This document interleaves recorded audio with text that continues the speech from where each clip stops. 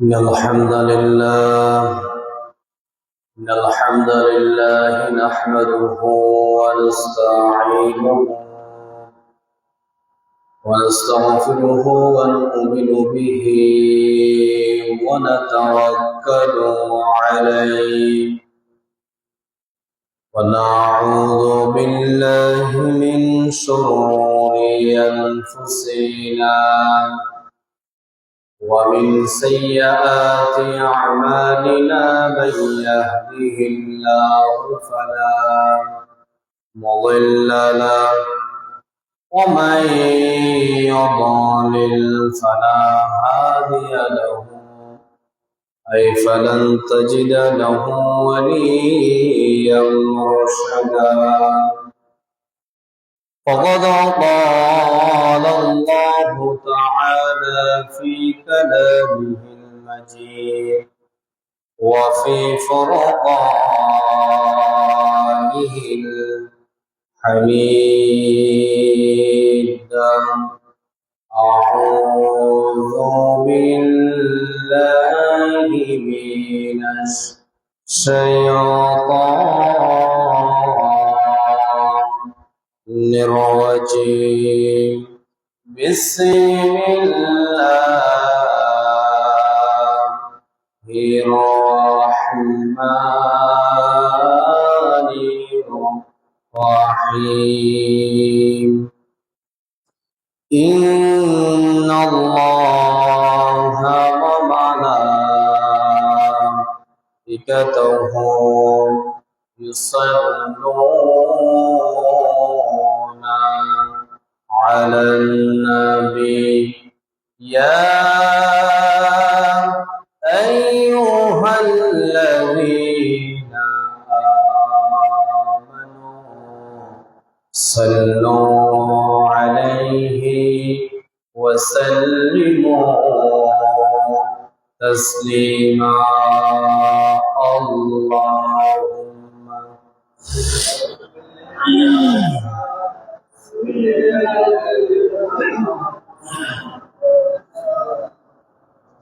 وعلى آل سيدنا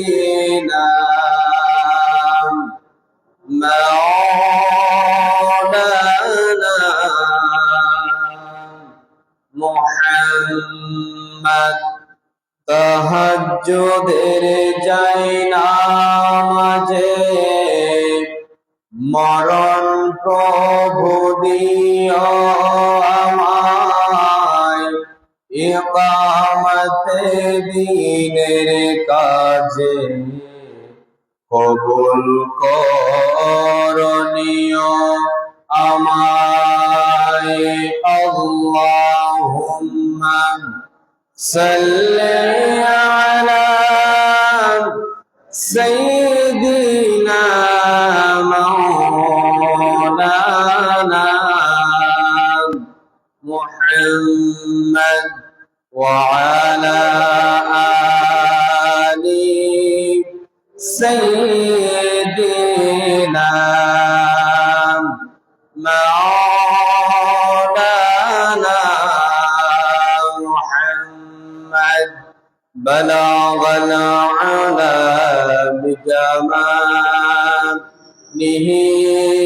كشف الدجى بجماله حسنت جميع عصاله صلوا عليه আরবের বুকে মক্কার পরে আমিনার যেতাই ঘর খোদার করুণা কৌসার হয়ে জোরসে বারম্বার বলাগল উলা بكماله كشفت دجى بجماله حسنت جميع خصاله صلوا عليه وآله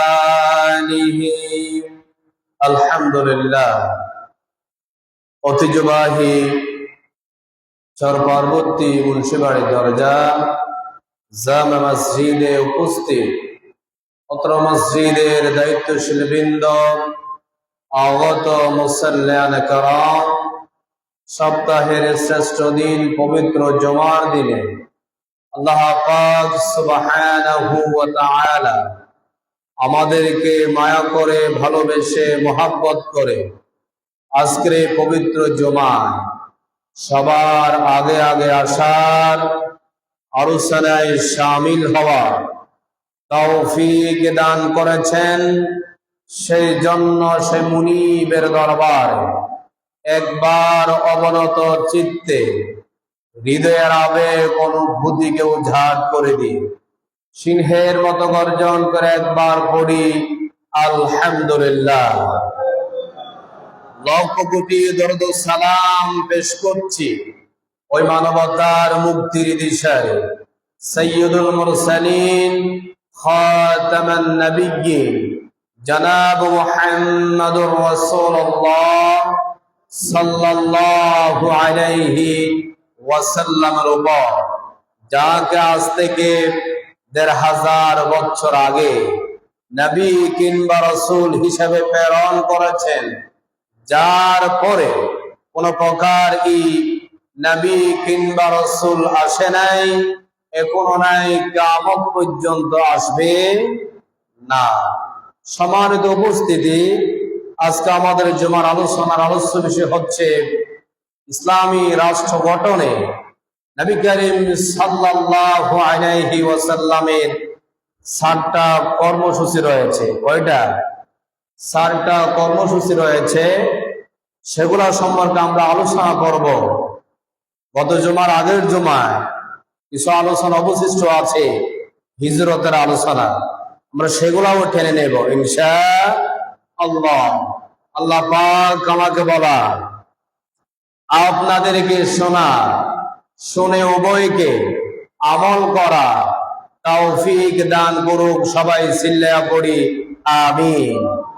সম্মানিত উপস্থিতি, মুসাল্লিয়ান কেরাম, হিজরত শব্দটা শুনতে যত সহজ, এটাকে বাস্তবায়ন করা তত সহজ নয়।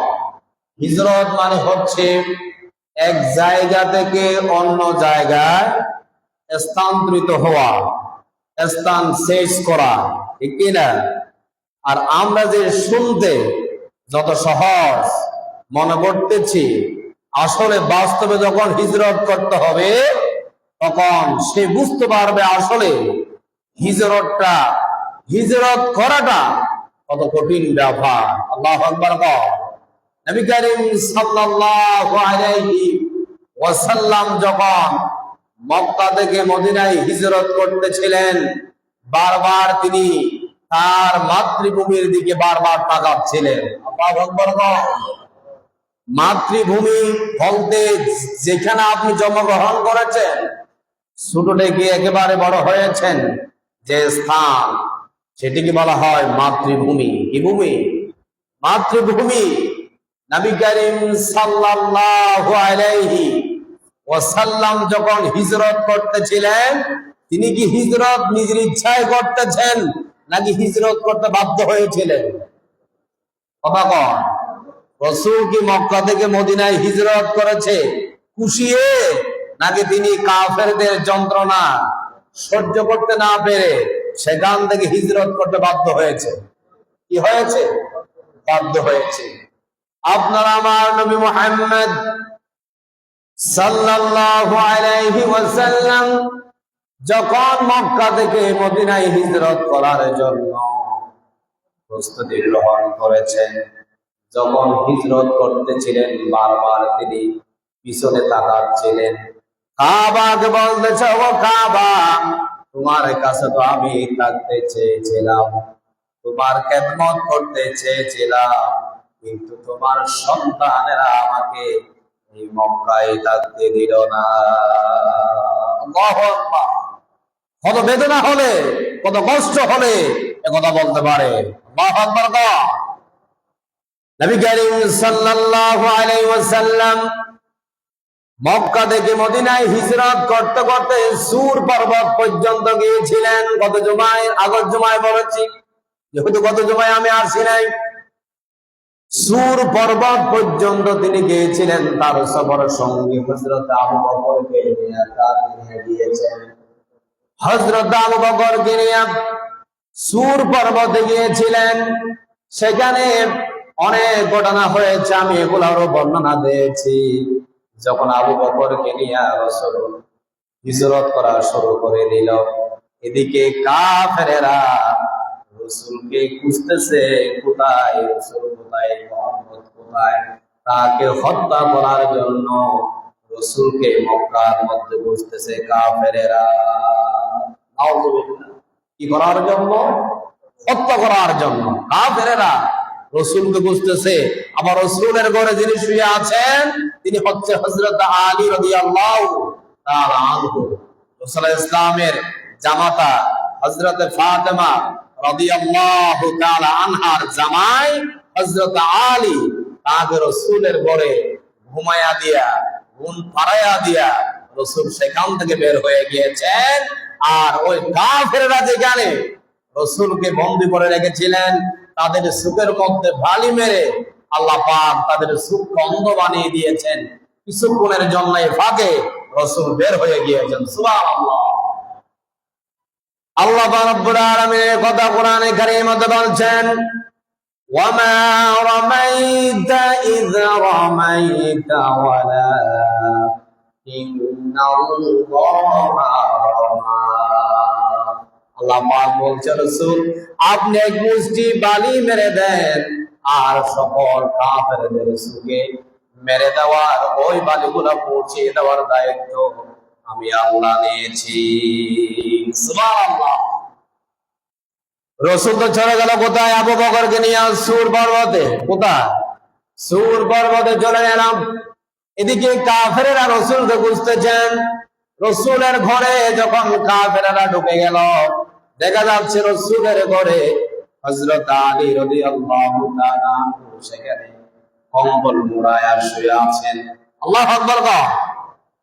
কাফেরেরা আলীকে এবার আলী রাদিয়াল্লাহু তাআলা আনহুকে এলু পাতারি মারা শুরু করে দিল।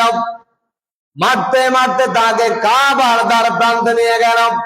সেখানে নিয়ে যাওয়ার পরে কিছু কিছু কাফেররা চিন্তা করতেছে, আহারে আমরা কেন আলীকে মারতেছি? আলী তো আমাদের কিছু আমানত সেগুলা তিনি হেফাজত করেছে। আলীকে কেন মারতেছে? আলীকে আর মারা যাবে না।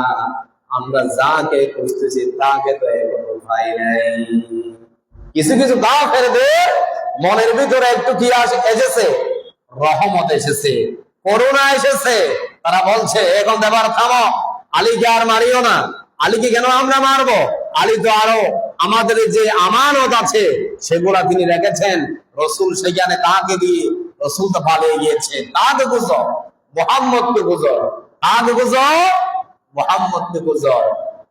এবার কিছু কিছু কাফের বলতেছে, মুহাম্মদের সাথে আবু বকরের সাথে ভালো সম্পর্ক, আমরা আবু বকরের বাড়িতে চলে যাই। কোথায়? আবু বকরের বাড়িতে চলে যাই। কাফের নেতারা চলে গেল আবু বকরের বাড়িতে। আবু বকরের বাড়িতে গিয়া দরজার মধ্যে আঘাত করলো। সেখানে দূরে চলে আসলো আবু বকরের মেয়ে আসমা বিনতে আবু বকর এসেছে। আসমা বিনতে আবু বকর। আবু বকরের আরেকটা মেয়ের নাম হচ্ছে আসমা। সুবহানাল্লাহ।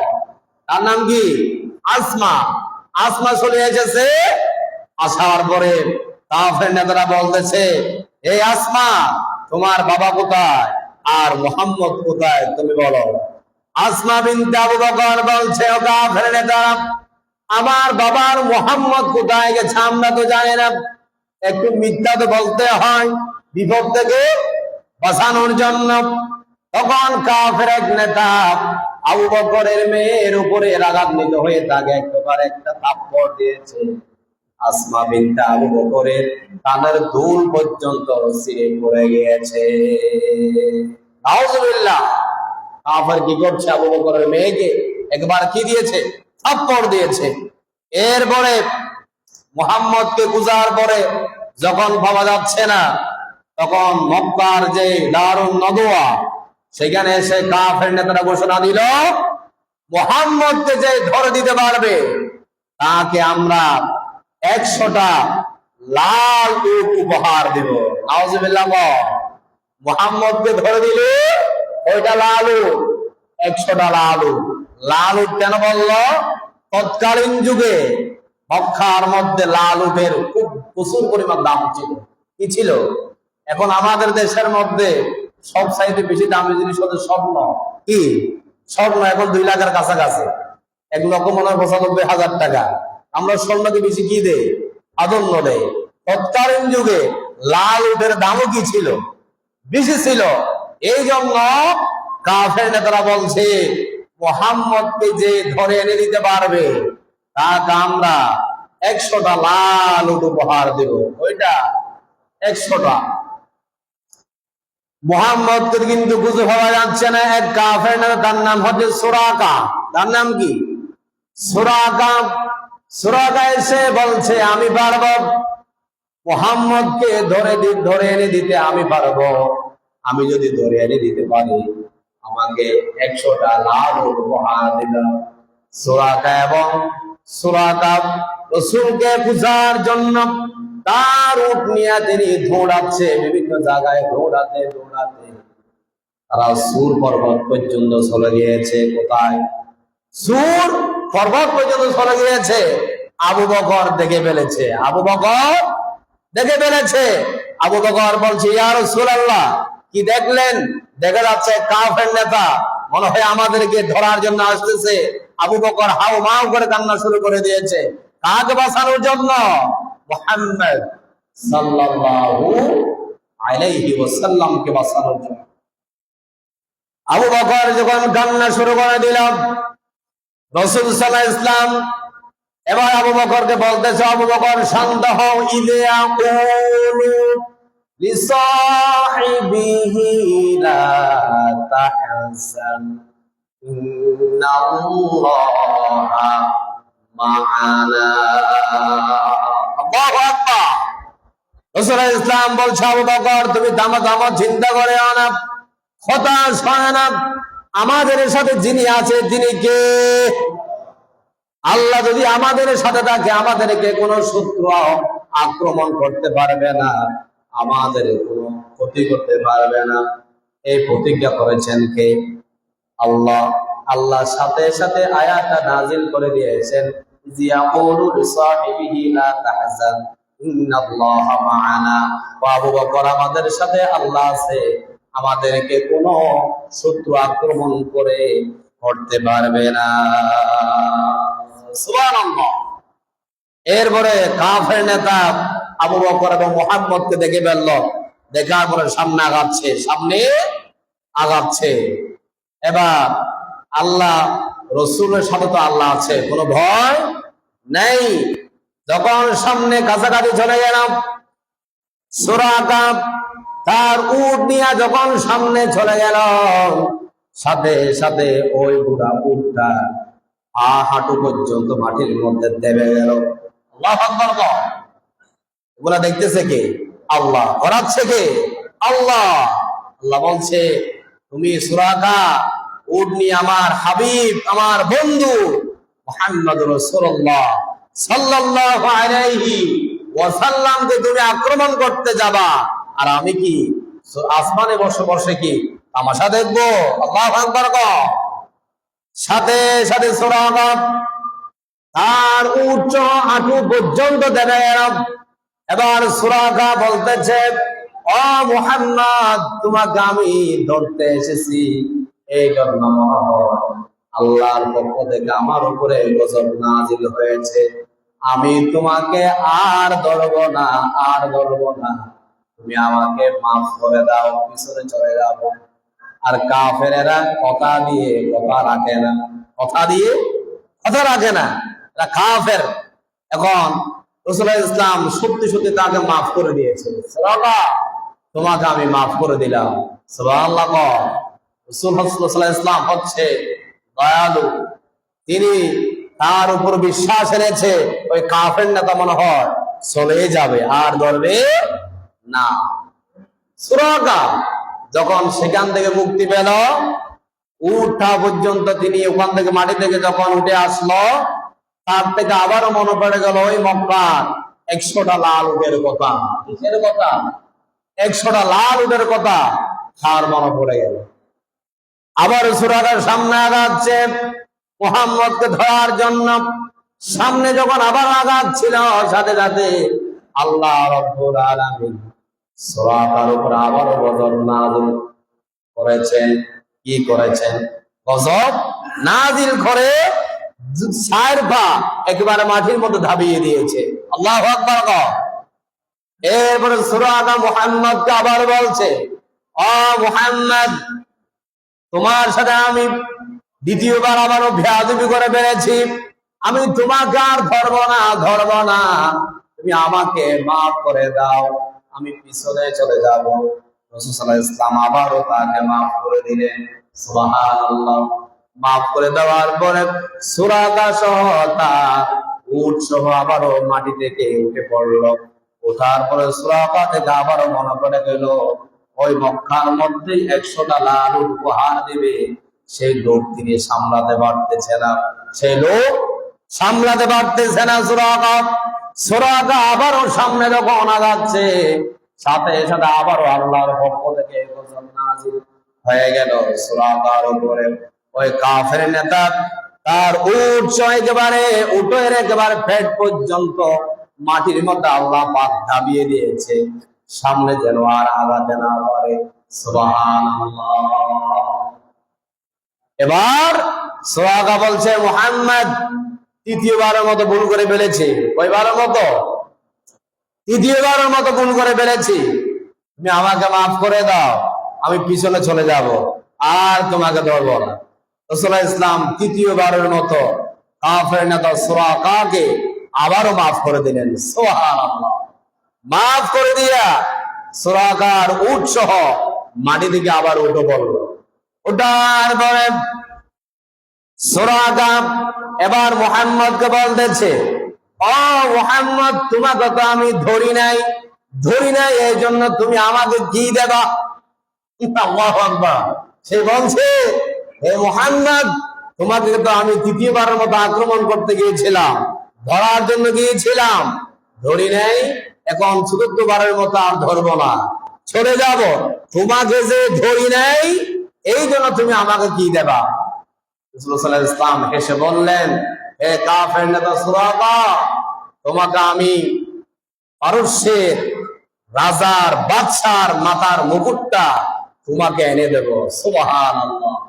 এখন সুরাকা কথা শুনে হাসলেন, বলছে, মুহাম্মদ আর আবু বকর তারা কোথায় বাড়িঘর ফেলে স্ত্রী সন্তানকে রেখে চলে যাচ্ছে কোথায়? সেই নাকি আবার আমাকে পারস্যের বাদশার মাথার মুকুটটা নাকি আমাকে এনে দেবে। এটা একটা হাস্যকর কথা হলো না? নাউজুবিল্লাহ। রাসূল যেটা বলে সেটা আল্লাহ পাক বাস্তবায়ন করে। এটা কার কথা? আল্লাহর কথা। রাসূল যেটা বলে তিনার এটা মন গড়া কোনো কথা নয়, সরাসরি ডাইরেক্ট। এটা কার কথা? আল্লাহর কথা। আল্লাহ যা বলায় রাসূল তা বলেন। সুবহানাল্লাহ। এরপরে সুরাকা চলে আসলাম, রাসূল দুনিয়ার জমিন থেকে চলে এলাম। এরপরে খেলাফতের দায়িত্ব হযরত আবু বকর চলে গেল, হযরতে দ্বিতীয় খলিফা হযরতে ওমর চলে আসলো, খেলাফতে চলে আসলো হযরতে ওমরের শাসন আমলে। পারস্য যুদ্ধ বিগ্রহ করে মুসলমানদের হাতে চলে এসেছে। আসার পরে ওই পারস্যের মধ্যে যত দামি দামি জিনিস সবগুলা রাজপ্রাসাদে জমা হচ্ছে। সেখানে পারস্যের তৎকালীন যে বাদশা, তার মাথার মুকুটটাও গিয়ে এসেছে, উমরের হাতে চলে এসেছে।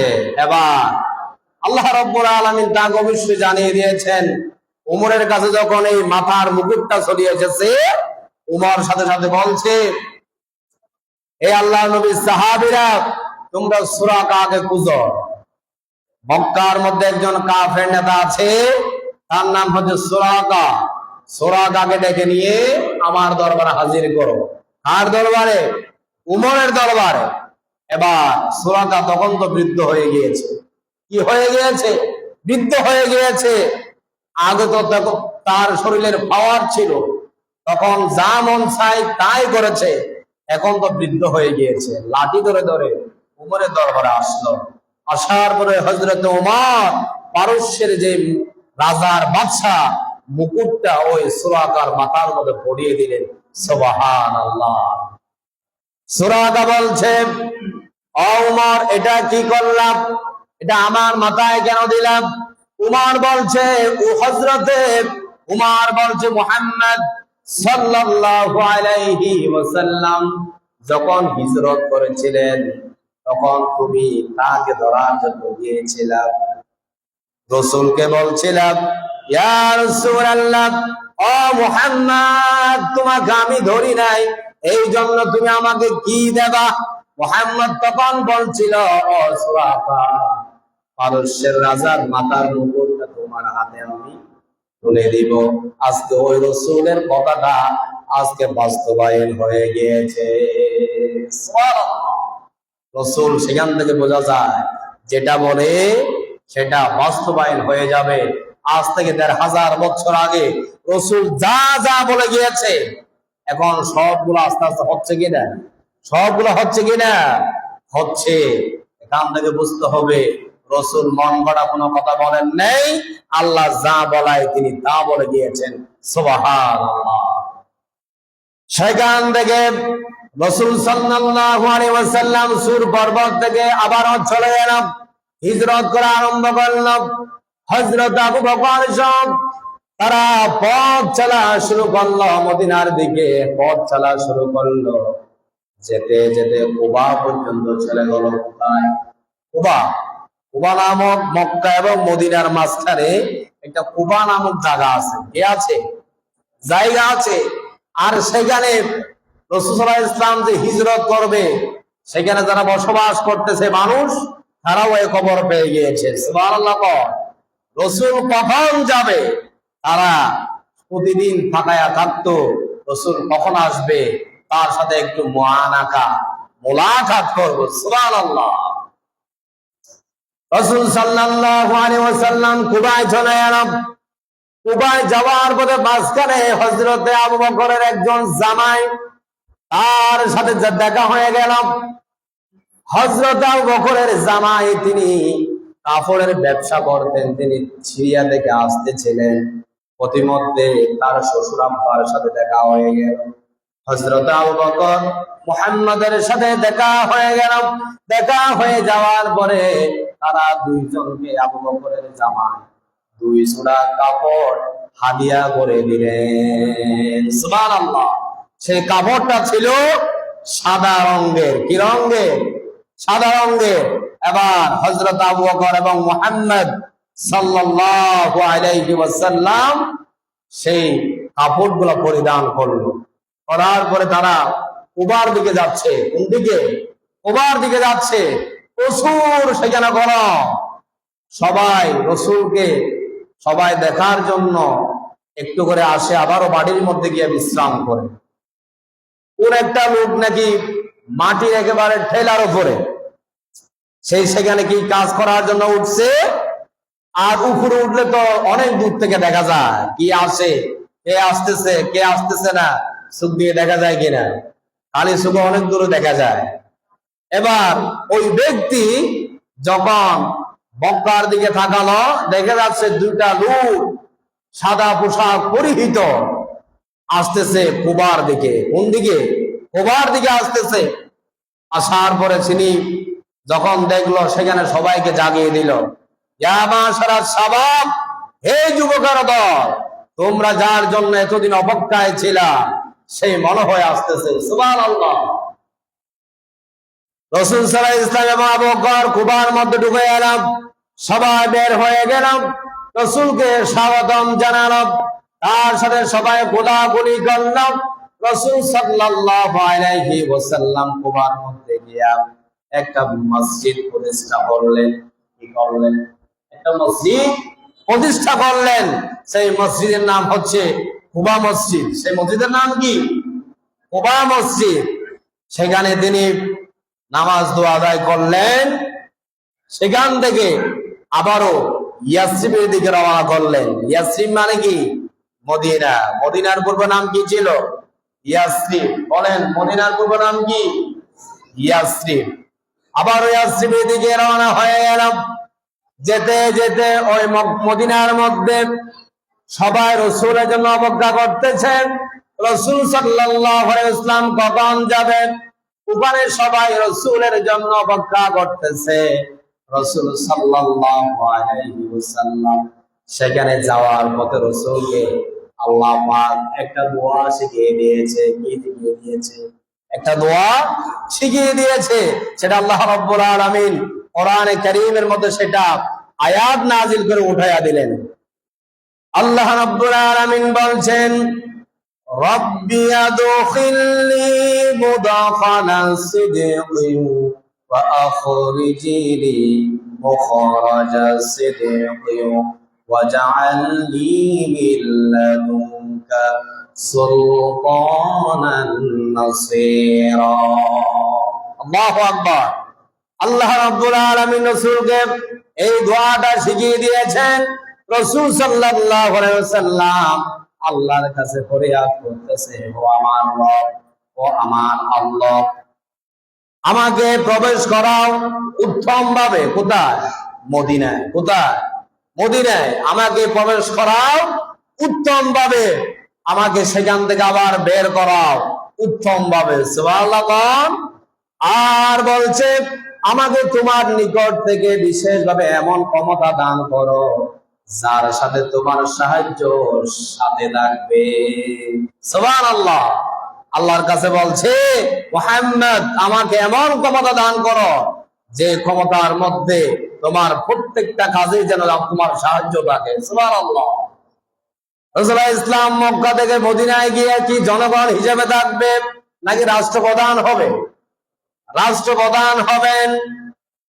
রাসূলুল্লাহ ইসলাম যখন মদিনায় চলে গেল, পৌঁছালাম, তখন সবাই রাসূলকে গিয়ে ধরেছে। মুহাম্মদ সাল্লাল্লাহু আলাইহি ওয়াসাল্লাম মদিনায় আগমন করেছে। তাকে সবাই কি করেছে?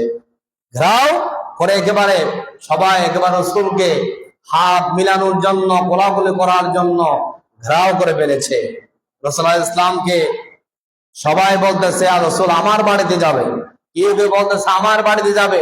সবাই রাসূলকে মেহমান বানানোর জন্য পাগল হয়ে গিয়েছে। সুবহানাল্লাহ। রাসূলুল্লাহ ইসলাম বলছে, ও যুবকের দল, তোমরা সবাই আমাকে ছেড়ে দাও, আমার উটকে তোমরা ছেড়ে দাও। এই উট আল্লাহর পক্ষ থেকে আদেশ প্রাপ্ত হবে। সুবহানাল্লাহ। আমার যেখানে মন চায় আমি সেখানে দাঁড়াবো না। এই উটকে তোমরা ছেড়ে দাও। এই উট আল্লাহর পক্ষ থেকে আদেশ প্রাপ্ত হবে। এই উট যেখানে যাবে সেখানে আমরা অবস্থান করবো। সুবহানাল্লাহ। উটটা যেতে যেতে কোথায় চলে গেল? বর্তমানে যেখানে মসজিদে নববীর প্রধান গেট, প্রথম দরজা, সেখানে গিয়া উটটা দাঁড়ালো। সেখানে বসলো, রাসূলকে সেখানে নামিয়ে দিলেন। সুবহানাল্লাহ। উটটা যেখানে গিয়ে দাঁড়ালো সেখানে আজকে মসজিদে নববীর প্রধান দরজা, প্রধান দরজা। সেখান থেকে আবার উঠলাম। রাসূলুল্লাহ ইসলামের একটা মাতল গুছিয়ে একটা জায়গা ছিল পৈতৃক। সেখানে তার মনে মনে এরাদা ছিল, আমি সেখানে বসবাস করার জন্য সেখানে ঘর বানাবো। আল্লাহ রাব্বুল আলামিন মুহাম্মদ সাল্লাল্লাহু আলাইহি ওয়াসাল্লামের ওই দোয়াটাও কবুল করেছে। উটের মধ্যে আবার উঠলো, সেখানে নিয়ে গেল। সেখানে রাসূল সাল্লাল্লাহু আলাইহি ওয়াসাল্লামের আবাসস্থলের জন্য, বসবাস করার জন্য সেখানে তিনি ঘর বাড়ি বানালেন। সুবহানাল্লাহ। রাসূলুল্লাহ ইসলাম যেটা মনে মনে এরাদা করে সেটা কবুল করে তিনি কে? আল্লাহ। এরপরে রাসূল সাল্লাল্লাহু আলাইহি ওয়াসাল্লাম সেখানে প্রথম গেলেন। তার তো কোনো ঘর বাড়ি নাই। ঘর বাড়ি কি আছে? নাই। সেখানে হযরতে আবু আইয়ুব একজন সাহাবী, তিনি বলছে, ইয়া রাসূলুল্লাহ, মুহাম্মদ সাল্লাল্লাহু আলাইহি ওয়াসাল্লাম আপনার থেকে আমার ঘরে মেহমান হয়ে যেতে হবে। সুবহানাল্লাহ। রাসূলুল্লাহ ইসলাম সেটা কি করলেন? তার প্রস্তাবটা গ্রহণ করেছে, তার বাড়িতে মেহমান হয়ে উঠলেন। সুবহানাল্লাহ। আর হযরত আইয়ুব, তার ঘরটা ছিল 2 তলা বিশিষ্ট। কয়তলা? 2 তলা বিশিষ্ট। তারা বলছে রাসূলকে, আপনি থাকবেন উপরে, আমরা থাকবো নিচে। রাসূল বলছে, তোমরা নিচে থাকবে না, তোমরা থাকবা উপরে, আমি থাকবো নিচে। আমার কাছে বহিরাগত অনেক লোক আসতে পারে দেখা করার জন্য, তোমাদের ব্যাঘাত হতে পারে, তোমাদের পর্দার খেলাফ হতে পারে। এই জন্য তোমরা 2 তলায় থাকো, আমি রাসূল নিচে থাকবো। সুবহানাল্লাহ। এরপরে তার স্ত্রী হযরত আইয়ুব রাদিয়াল্লাহু তাআলা আনহু, তার স্ত্রী খাবার যা পাকাতেন, সবচেয়ে যে ভালো খাবারটা রাসূলকে পরিবেশন করার জন্য দিতেন। সুবহানাল্লাহ। এভাবে তিনি ভালোবাসা দেখিয়েছিলেন রাসূলের প্রতি। এরপরে আস্তে আস্তে মদিনা থেকে, মক্কা থেকে মদিনায় অনেক সাহাবীরা হিজরত করে চলে এসেছে। রাসূলুল্লাহ ইসলামের পরিবারের মধ্যে হযরত ফাতেমা, হযরত আলী, রাসূলের আরো স্ত্রীরা মক্কা থেকে কোথায় চলে এসেছে? মদিনায় চলে এসেছে। এবার অনেক মুহাজির সাহাবী মক্কা থেকে মদিনায় এসেছে, স্ত্রী ছাড়া, ঘর বাড়ি ছাড়া, ছেলে মেয়ে ছাড়া। তারা পালিয়ে এসেছে কোথায়? মদিনায়। আর মদিনার কিছু আনসার সাহাবী ছিল, তারা বলছে, এ মুহাজির সাহাবীরা, তোমরা ভয় পেও না, টেনশন করিও না, তোমরা মক্কা থেকে মদিনায় হিজরত করেছো, তোমরা তোমাদের স্ত্রীদেরকে তোমরা ছেড়ে চলে এসেছো, তোমাদের বাড়ি ঘর ফিরে চলে এসেছো, এই জন্য টেনশন করিও না। মদিনার মধ্যে আমরা আছি, আমাদের ঘরের মধ্যে তোমরা থাকবা। আমাদের যাদের একাধিক স্ত্রী আছে, আমরা তাদেরকে তালাক দিয়ে তোমাদের আবার বিবাহের ব্যবস্থা করে দিব। সুবহানাল্লাহ। কত ভালোবাসা থাকলে একথা বলতে পারে। আমাদের একাধিক স্ত্রী আছে, এখান থেকে আমরা স্ত্রীকে তালাক দিয়ে তোমাদের সাথে আবারও বিবাহ বন্ধনে আবদ্ধ করিয়ে দিব। তারপরে তোমরা টেনশন করিও না। অনেক কষ্ট করে তোমরা কাফেরদের জুলুমের কারণে সেখান থেকে হিজরত করে মদিনায় এসেছো। সুবহানাল্লাহ। এরপরে রাসূল সাল্লাল্লাহু আলাইহি ওয়াসাল্লাম মক্কার মদিনার মধ্যে এসে 7টা কর্মসূচি হাতে নিলেন। কয়টা?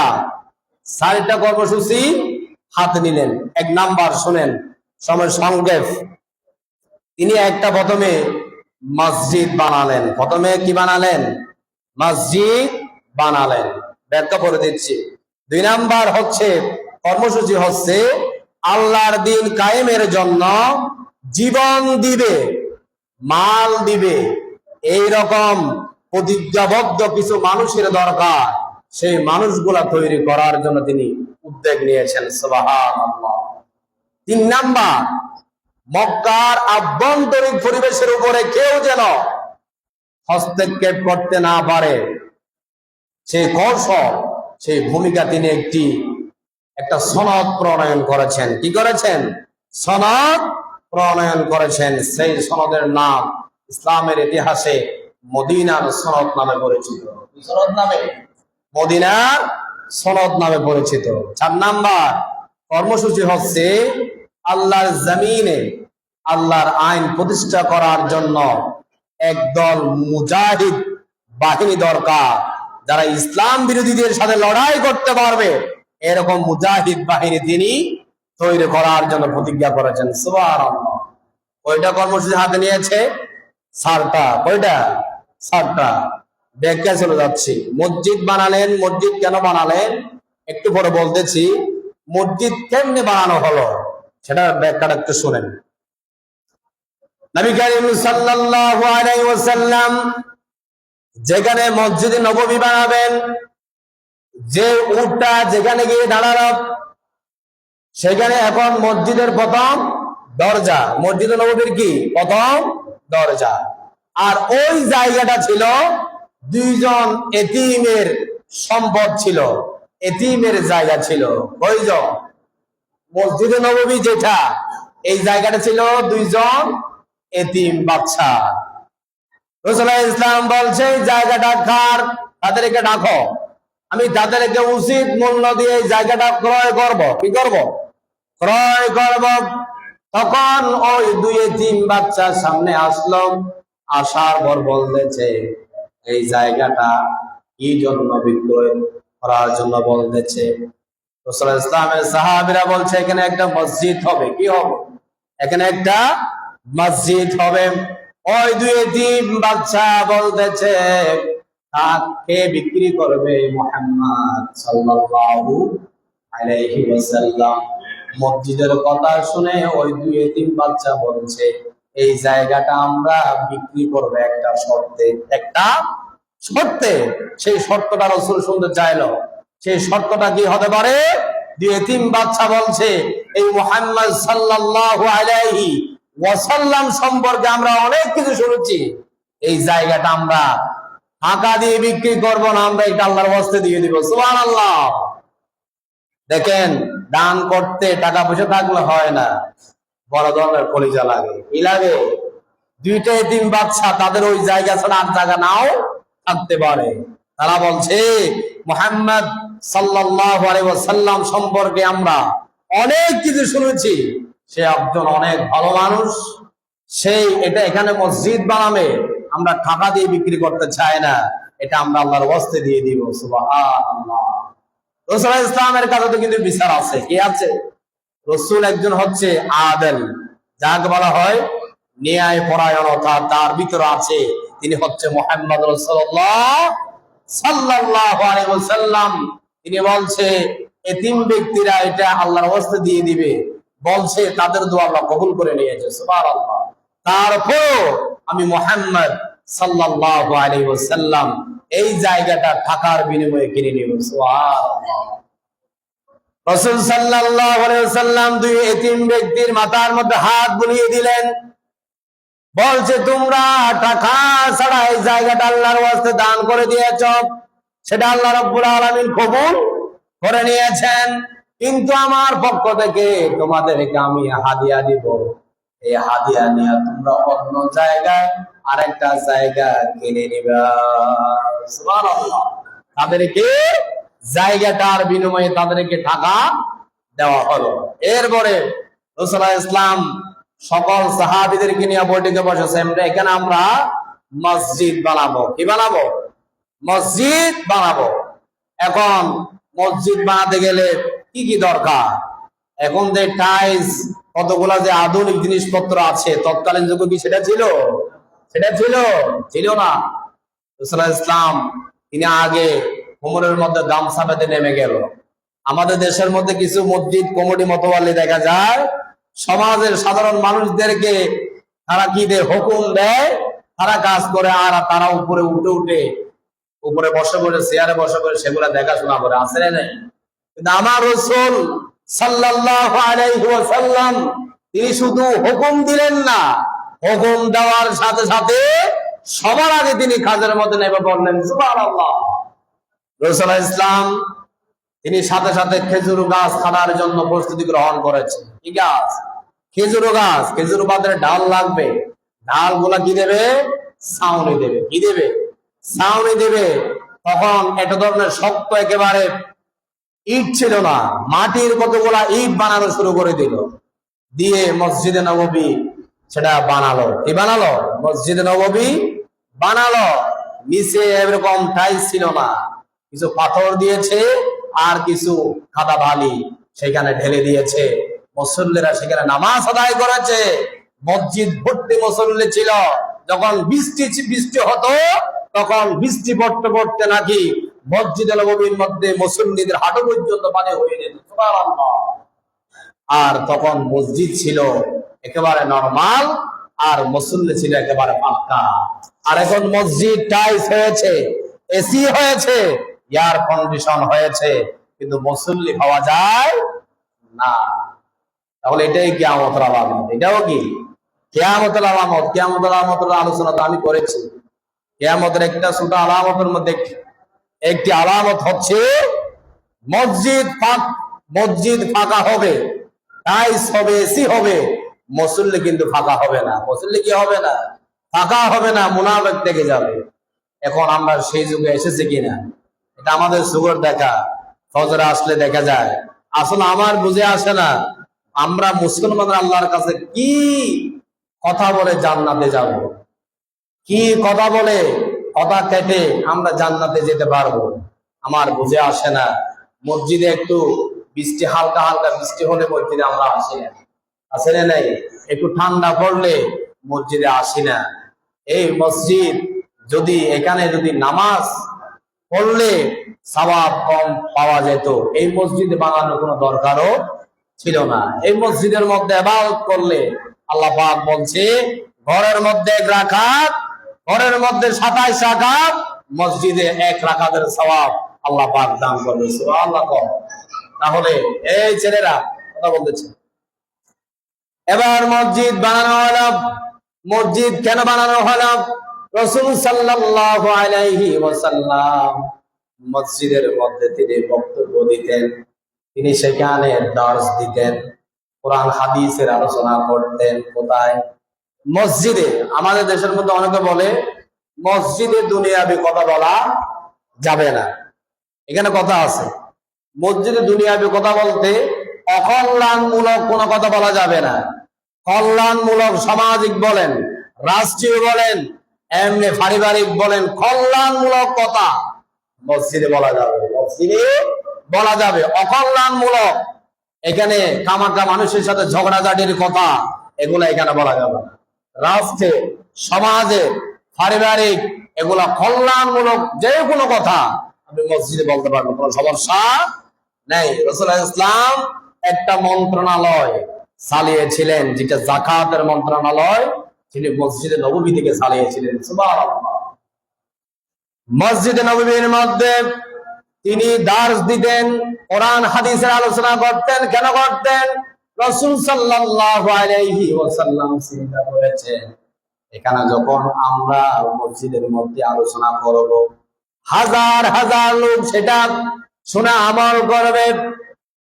আর যদি বাহিরে যদি আমার থেকে প্রত্যেক জনের বাড়িতে গিয়া 1 ঘন্টা 1 ঘন্টা যদি আমি আলোচনা করি, আমার থেকে 1 বছর শেষ হবে না। শেষ হবে নাকি?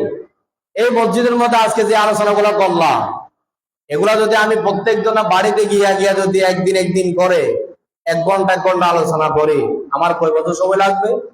অনেক বছর সময় লাগবে। আর মসজিদের মধ্যে সবাই এসেছে, এখানে আমার একবার বলার কারণে সবার কানের মধ্যে আলোচনা পৌঁছে গিয়েছে, ঠিক কিনা? রাসূলুল্লাহ ইসলাম বলছে মসজিদে নববীর মধ্যে এই জন্য কোরআন হাদিসের আলোচনা করি, সংক্ষেপে যেন আমার এই কথাগুলা বহুদিকে অনেক ব্যক্তির কাছে যাবে, ছড়িয়ে যায়। সুবহানাল্লাহ। রাসূলুল্লাহ ইসলাম এই জন্য মসজিদ বানালেন। আমাদের দেশের মধ্যে কেমনে মসজিদের মধ্যে দার্স দেবে, মসজিদের মধ্যে কেমনে আলোচনা করবে, মানুষ হতে ভাবা যায় না। মসজিদ সবসময় তালা বন্ধ থাকে। কেন বন্ধ থাকে? এটা আমাদের খাসালতের কারণে। আমাদের খাসালতের কারণে মসজিদের যে বাথরুম, প্রস্রাবখানা আছে, এগুলোও বন্ধ থাকে। কেন? আমরা সেগুলো ব্যবহার করতে জানি না। একটা মানুষ, বহিরাগত লোক এই রাস্তা দিয়ে হেঁটে যাচ্ছে, ওই ব্যক্তির যদি হঠাৎ ইস্তিনজার সমস্যা হয়, প্রাকৃতিক প্রয়োজন সারার জন্য যদি একটু সমস্যা হয়, সেই আগে দেখে এলাকার মধ্যে কোনো জায়গায় একটা মসজিদ আছে কিনা দেখে গেলেন। মসজিদে থাকলে সেখানে একটা বাথরুম থাকে, প্রস্রাবখানা থাকে, একটা মানুষের উপকার হয়। এটা আমরা বন্ধ করে দেওয়ার কারণ হচ্ছে আমরা ব্যবহার করতে জানি না। একজন গেলেই সেকেন্ড টাইম যে 8 জন যাবে সেই পরিবেশ থাকে না। এই জন্য মসজিদ কমিটিও সেটা বন্ধ করে রাখে। আর মসজিদ কেন বন্ধ করে? মসজিদ খোলা রাখলে পাঙ্খা চুরি হয়ে যায়, মসজিদের মাইক চুরি হয়ে যায়, এই জন্য মসজিদ তালা বন্ধ করে রাখে। না হয় এই মসজিদ 24 ঘন্টা খোলা থাকার কথা, ঠিক কিনা? আমাদের গাছলতার কারণে কমিটিরাও আইন কি করেছে? শক্ত আইন প্রণয়ন করেছে। এই জন্য আমাদেরকে ভালো হতে হবে, তাহলে সমাজ ভালো হবে, পরিবার ভালো হবে, নিজে ভালো হতে হবে। আজ কি ভালো হতে হবে? নিজেকে ভালো হতে হবে। একজন লোক এদিন আমাকে প্রশ্ন করতেছে, হুজুর, রসুলের মা বাবা জান্নাতে যাবে নাকি জাহান্নামে যাবে? আমি বললাম, রসুলের মা বাবা কোথায় যাবে সেটা আল্লাহ ফয়সালা করবে। আপনি কোথায় যাবেন এটা কি আপনি জানেন? আচ্ছা, আপনি কোথায় যাবেন সেটা আপনি নিজে ঠিক করেন। রসুলের মা বাবা কি জান্নাতে যাবে কি জাহান্নামে যাবে, আপনার এটা নিয়ে মাথা ব্যথা কেন? এটা নিয়ে মাথা ব্যথা করবে তিনি কে? আল্লাহ। আগে আমাকে ভালো হতো, নিজে ভালো হলে জগৎ ভালো, একটা কথা আছে না? এই জন্য আমাদেরকে ভালো হতো। এরপর আসেন, আরেকটা কর্মসূচি কথা বলেছি, সেটি হচ্ছে 2 নাম্বার, আল্লাহর দিন কায়েমের জন্য জীবন দেবে, মাল দেবে, এরকম আল্লাহ রাসূল সাল্লাল্লাহু আলাইহি ওয়াসাল্লাম একটা দল গঠন করার জন্য প্রতিজ্ঞা গ্রহণ করেছে। কি করেছে? প্রতিজ্ঞা গ্রহণ করেছে।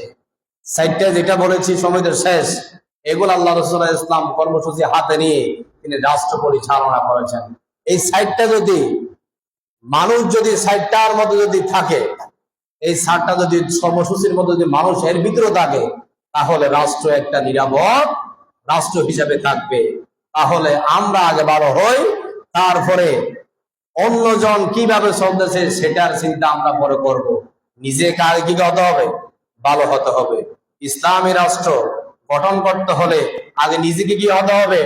ভালো হতে হবে। আমি ভালো না, আমি আর একজনকে যদি শাসন করি, ওই শাসন কোনো কাজে আসবে না। এই জন্য আল্লাহ পাক আমাদেরকে হেদায়েত নসিব করুক, সবাই বলেন আমিন। আজকে আলোচনা যা করেছি এগুলো থেকে আমাদেরকে আমল করার তৌফিক দান করুক, সবাই বলে আমিন। ওয়া তৌফিক ইল্লা বিল্লাহ। আসসালামু আলাইকুম ওয়া রাহমাতুল্লাহ।